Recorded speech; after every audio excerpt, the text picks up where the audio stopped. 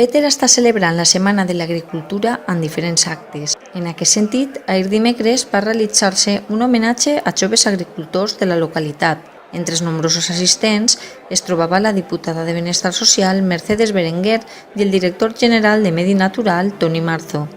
La regidora municipal d'Agricultura, Cristina Ballesteros, va ser l'encarregada d'obrir l'acte, destacant, entre altres, que les noves generacions d'agricultors i professionals del camp són els que mantenen viu el sector. No sóc jo, com a regidora, qui manté la tradició agrícola bétera. Qui ho fa?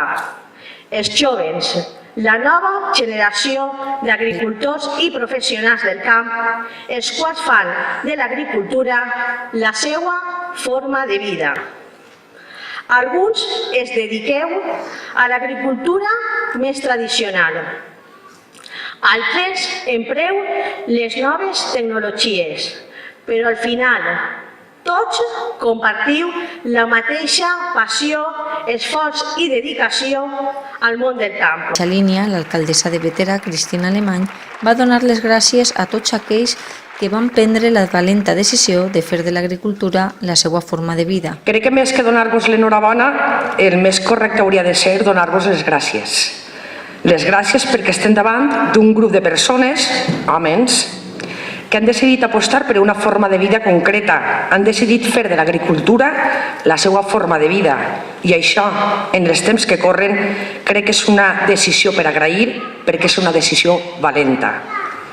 Valenta perquè, malauradament, moltes de les polítiques estatals i sobretot europees moltes vegades no acompanyen en aquest desig de continuar treballant terres. Posteriorment, Mercedes Berenguer va ressaltar la importància d'ensenyar a les escoles la terra i el cultiu. Va anar passant el temps i cada vegada la gent se va anar allunyant molt més de lo que era la terra, perquè això pareixia que era una cosa que no tenia interès o que era menys interessant o amb menys responsabilitat o que donava menys prestigi que una altra sèrie de professions.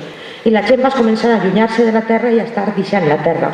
I això el que ha comportat és que canvi, que tinguem més sequera, que els paisatges estiguen destrossats, que l'aigua dolça cada vegada n'hi ha menys, perquè si no se cuiden els boscs, si no es cuida la biodiversitat i no estem cuidant el que és la nostra terra.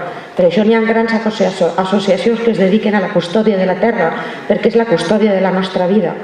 I per tant, tots els que es dediqueu a això, l'obligació, la responsabilitat de les administracions és cuidar-vos, ajudar-vos i col·laborar en tot el que puguem. Per a finalitzar, els 15 homenatjats van rebre una placa distintiva.